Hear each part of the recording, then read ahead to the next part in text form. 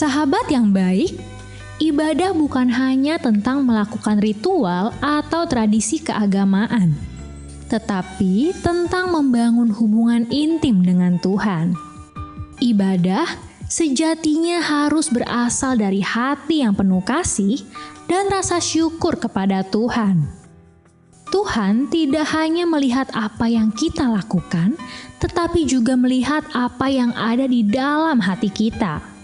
Ibadah tanpa hati yang tulus hanyalah sebuah formalitas yang tidak berarti bagi Tuhan. Mengaku mengimani Tuhan tapi tidak menaati perintahnya adalah sia-sia. Ibadah haruslah diwujudkan dalam kehidupan sehari-hari melalui ketaatan dan kasih kepada Tuhan serta sesama.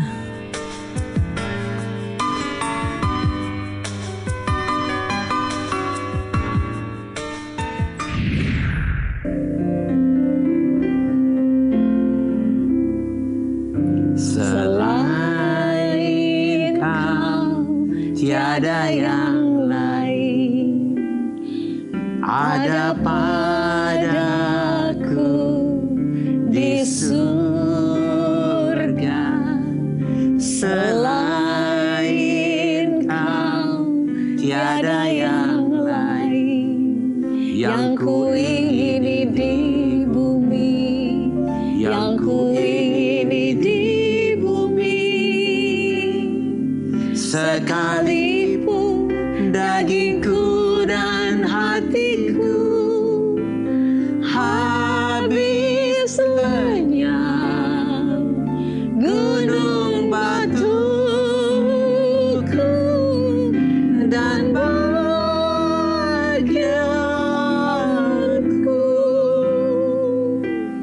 tetaplah Allah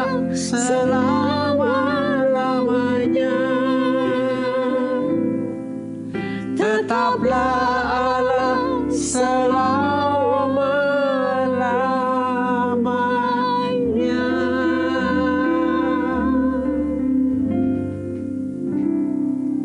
Halo sahabat yang baik, berjumpa lagi di Terang Kasih Menerangi dalam Kasih Tuhan.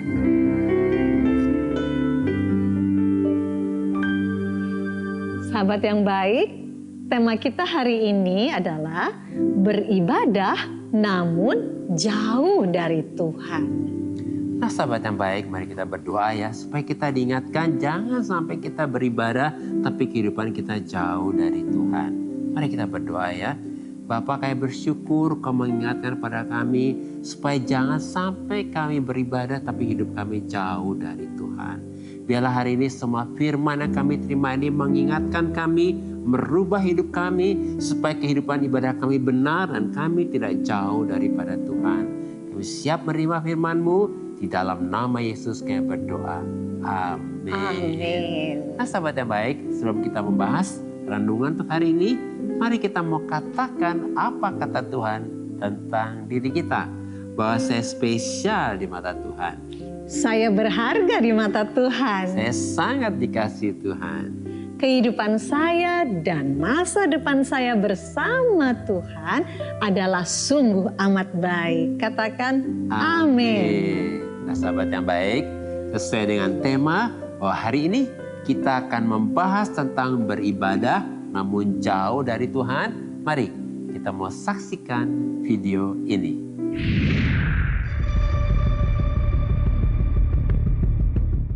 Sahabat yang baik, salah satu bentuk ketaatan kita adalah bersumbangsih dalam kemajuan umat. Salah satunya dengan memberi persembahan kepada gereja. Namun apa jadinya jika uang persembahan ini merupakan uang dari hasil korupsi? Hal ini terjadi pada seorang mantan menteri yang diketahui mengalirkan uang korupsinya ke gereja di Kupang. Uang korupsi yang diperoleh dari berbagai sumber itu dikirimkan ke rekening gereja secara bertahap. Korupsi adalah sebuah dosa, dan uang yang diperolehnya tidak akan membawa berkat, tapi justru mendatangkan kutukan. Memberi sumbangan dari hasil korupsi seperti menipu Tuhan dan merendahkan martabat gereja. seolah-olah memberikan persembahan yang suci, padahal berasal dari sumber yang haram. Jika sahabat mengetahui adanya tindakan seperti kasus tersebut, apa yang seharusnya kita lakukan? Kalau kita lihat video ini, benar-benar ya orang tuh bisa lakukan tindakan yang aneh-aneh, gak kepikir ya. Sebab dalam video ini jelas sekali bahwa orang ini gak takut akan Tuhan ya, karena dia memberi sumbangan dari hasil korupsi. Coba bayangkan. Dari itu hasil kan, korupsi. Korupsi kan hasil mencuri ya, dan kemudian dari hasil ini dia lakukan untuk memberi kepada gereja ya, padahal sumbernya dari hasil korupsi, hasil yang mencuri dan perbuatan tidak benar itu ya. Ya, itu benar sekali ya. Korupsi itu sama juga dengan mencuri ya. Jadi uang dari hasil mencuri inilah yang dipakai untuk menyumbang. Dan ini adalah perbuatan yang dibenci oleh Tuhan tentunya. Nah, sahabat yang baik, penting sekali ya, korupsi itu perbuatan yang dibenci oleh Tuhan. Jadi jangan kompromi ya. Nah, firman Tuhan ini akan menguatkan kita. Mari kita akan baca apa kata firman Tuhan tentang hal ini. Tertulis dalam Lukas pasal 16 ayat yang ke-10 sampai 11. Demikian firman Tuhan. Barang siapa setia dalam perkara-perkara kecil, ia setia juga dalam perkara-perkara besar. Dan barang siapa tidak benar dalam perkara-perkara kecil, ia tidak benar juga dalam perkara-perkara besar. Jadi, jikalau kamu tidak setia dalam hal mamon yang tidak jujur, siapakah yang akan mempercayakan kepadamu harta yang sesungguhnya? Nah, firman Tuhan ini mengatakan dengan sangat jelas bahwa orang yang tidak setia, orang yang tidak jujur dan yang tidak benar dalam hal mamon, yaitu dalam hal keuangan, maka orang tersebut tidak dapat dipercaya dengan harta yang sesungguhnya. Sebab barang siapa setia dalam perkara-perkara kecil, ia setia juga dalam perkara-perkara besar. Dan barang siapa yang tidak benar dalam perkara-perkara kecil, ia juga tidak benar juga dalam perkara-perkara besar.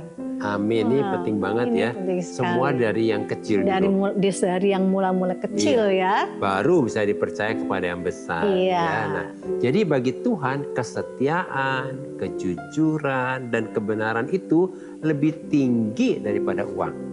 Dan orang yang takut akan Tuhan pasti menjadikan kesetiaan, kejujuran, dan kebenaran lebih tinggi daripada uang. Tetapi sebaliknya, bagi orang yang tidak takut akan Tuhan, uang lebih tinggi daripada kesetiaan, kejujuran, dan kebenaran. Nah, oleh karena itu tidak heran Yudas Iskariot yang adalah salah satu dari murid Yesus yang selalu beribadah bersama Yesus, yang sudah melayani bersama dengan Yesus dan yang sudah mengalami mujizat Tuhan, bahkan sudah diberi kesempatan oleh Tuhan Yesus untuk bertobat dan berubah. Tetapi pada akhirnya Yudas mengkhianati Yesus dan menjual Yesus dengan menerima 30 keping perak dari imam-imam kepala. Ya, ini Yudas menjadi contoh ya. Mengingatkan kepada kita ya.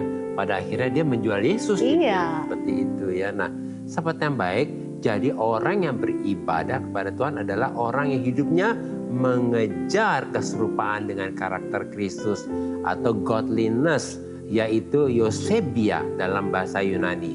Dan ini adalah ada dalam 1 Timotius 3 ayat yang ke-16. Dan ini adalah ibadah yang tertinggi. Oleh karena itu, orang yang beribadah kepada Tuhan justru hidupnya semakin dekat dengan Tuhan, bukan semakin jauh dari Tuhan. Nah, sahabat yang baik, saat ini kita masih membahas tentang beribadah namun jauh dari Tuhan. Mari kita saksikan video selanjutnya.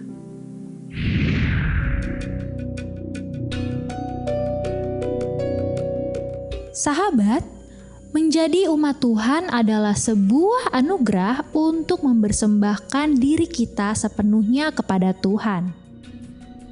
Tapi bagaimana jika ternyata yang kita lakukan justru jauh dari firman-Nya? Yaitu menyakiti sesama kita, bahkan orang tersayang kita dengan melakukan kekerasan. Hal ini terjadi di berbagai daerah, bahwa kasus kekerasan dalam rumah tangga terus meningkat. Sungguh tragedi yang menyakitkan. Kristus mengajarkan bahwa pernikahan adalah suatu hubungan dan ikatan kudus yang tidak boleh dirusak. Karena itu, kekerasan rumah tangga mendukakan hati Allah. Apalagi Tuhan memerintahkan kita untuk saling mengasihi. Sebagai umat Kristen yang seharusnya mengasihi sesama, bagaimana tanggapan sahabat?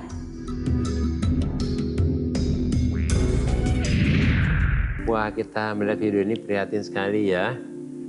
Jangan sampai kita jadi umat Tuhan yang seharusnya melayani Tuhan, seharusnya menjadi teladan, menjadi contoh. Tapi ternyata kehidupan kita melakukan hal-hal yang tidak benar, kekerasan dan yang lainnya ya.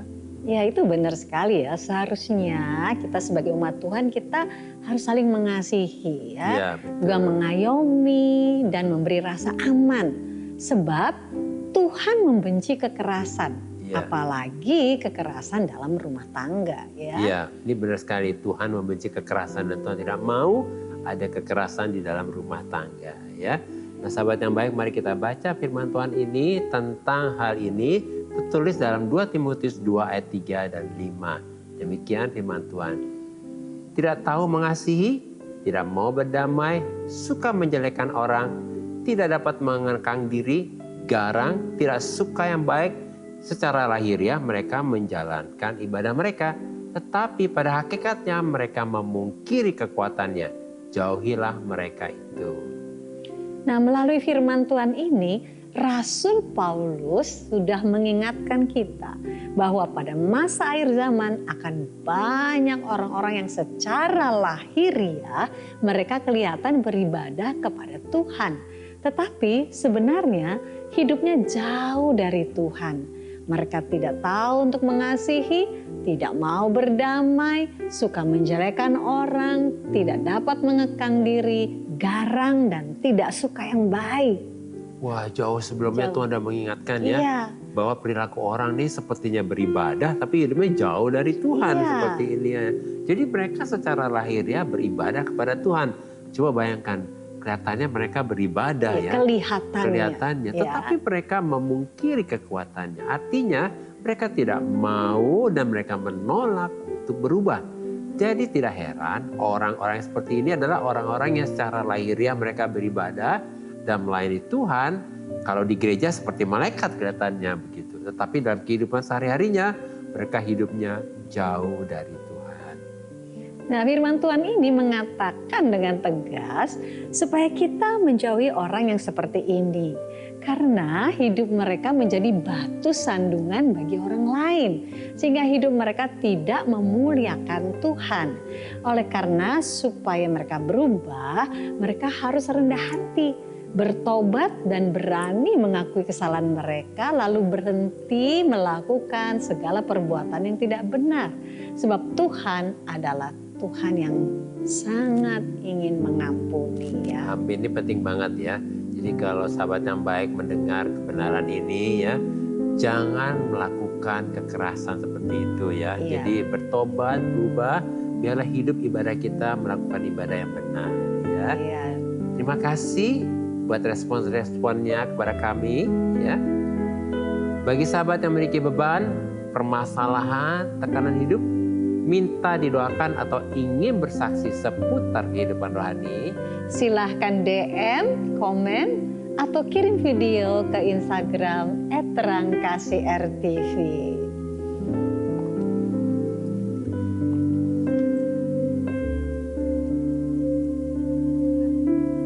Sahabat yang baik, demikianlah firman Tuhan untuk hari ini. Jangan kemana-mana, pastikan tetap ada di Terang Kasih, menerangi dalam kasih Tuhan. Sekalipun dagingku dan hatiku habis lenyap, gunung batuku dan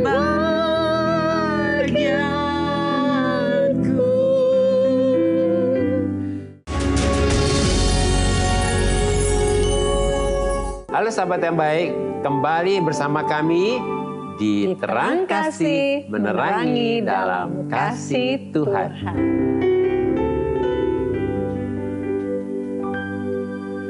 Nah sahabat yang baik, mari saat ini kita kembali diingatkan sesuai dengan renungan kita hari ini, hal-hal apa yang perlu kita ingat agar kita jangan melakukan hal ini, yaitu beribadah namun jauh dari Tuhan.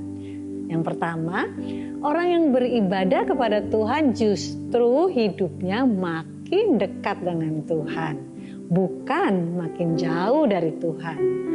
Sebab salah satu arti kata ibadah adalah godliness, yaitu mengejar keserupaan dengan karakter Kristus.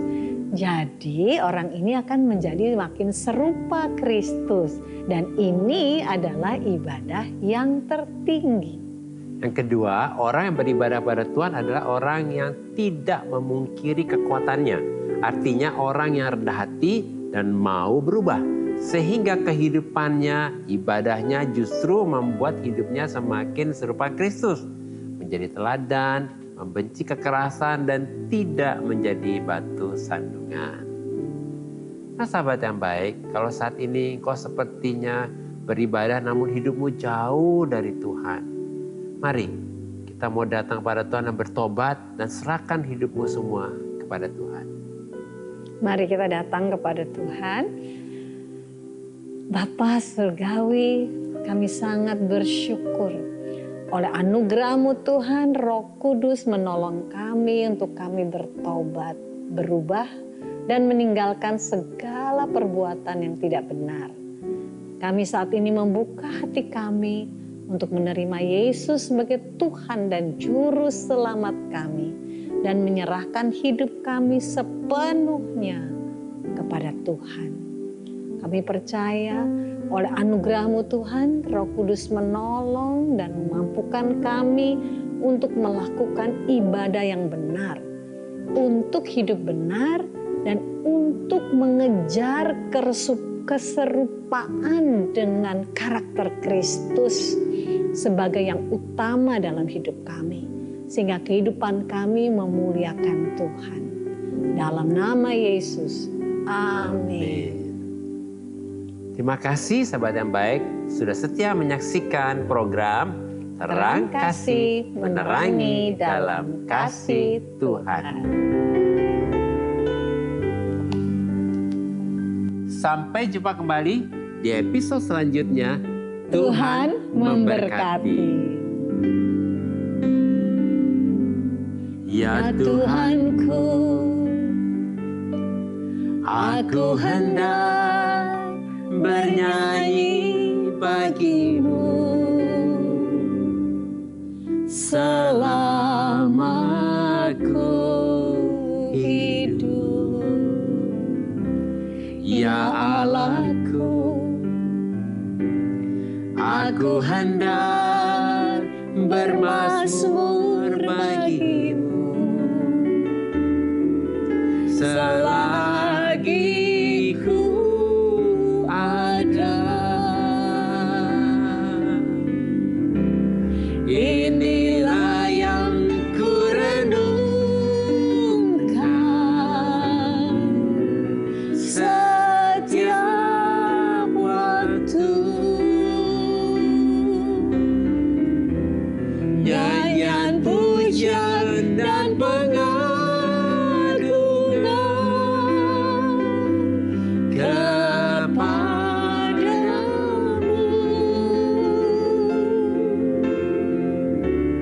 Biarlah